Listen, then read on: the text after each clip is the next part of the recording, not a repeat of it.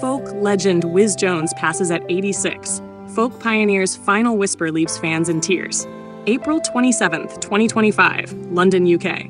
British folk legend Wizz Jones, a revered trailblazer who influenced entire generations of acoustic guitarists, has died at age 86. The soft-spoken virtuoso passed away peacefully in a London hospice on Sunday evening.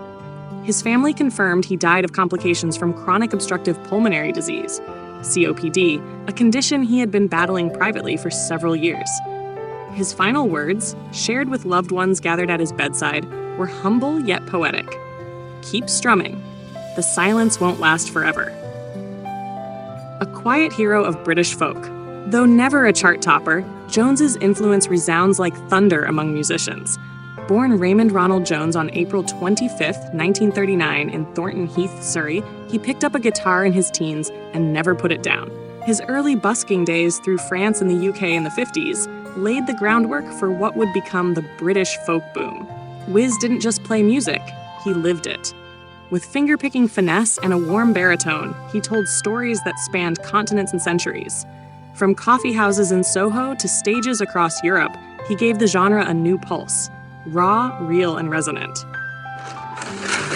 Cause of death, Jones had been coping with COPD for several years, but few knew the extent of his condition.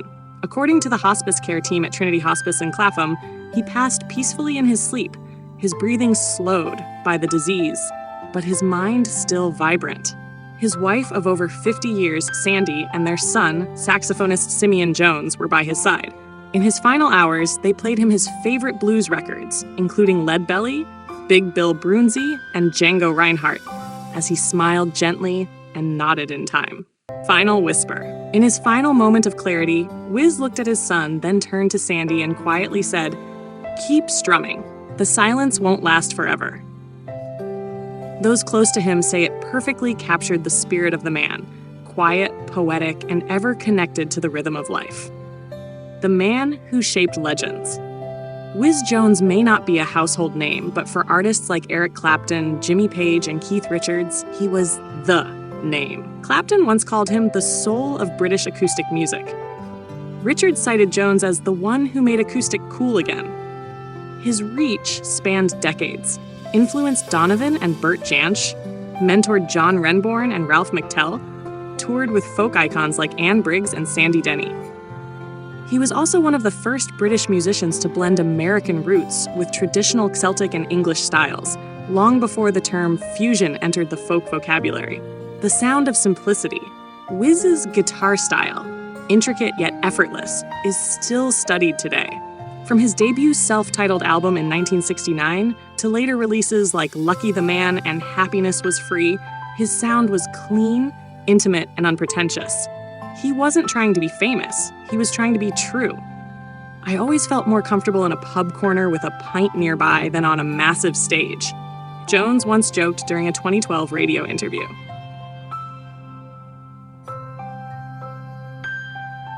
Global influence, local soul. Though he traveled extensively, busking across Europe, gigging in the US, and performing on international festival stages, Wizz remained a true Brit at heart. He was a regular at the Cambridge Folk Festival and a mentor to countless younger artists through folk clubs in Brighton, Bristol, and North London. He even recorded an album with his son Simeon, adding harmonica and sax to his classic fingerstyle sound. A folk community mourns tributes poured in within minutes of the news breaking. We've lost the roots, the branches, and the shade. Richard Thompson. Wizz wasn't just a player, he was there. My entire approach to folk music owes something to him. Even artists outside the genre paid tribute. Damon Albarn of Blur called him the original British indie spirit. A celebration of strings. BBC Radio 2 announced it will air a Wizz Jones tribute special this weekend, while folk clubs around the UK plan candlelight jam sessions in his honor.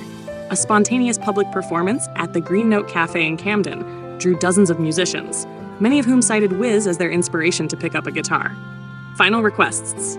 Jones left behind detailed wishes for a humble send-off, a cremation with no formal funeral, a private riverside gathering with close family and friends, ashes scattered along the Thames where he once busked in his youth, a simple headstone inscribed, "Play On."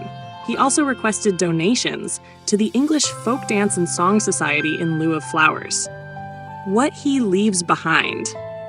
Jones's catalog, filled with timeless acoustic gems, haunting ballads, and joyous instrumentals, remains a blueprint for aspiring folk musicians.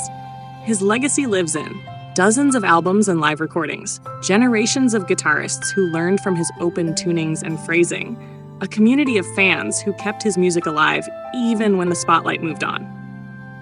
Final note: Wizz Jones never needed the charts. He never cared for labels or accolades. What mattered was the song, the story, the soul of it all. As his fingers fall silent, the echo of his chords continues.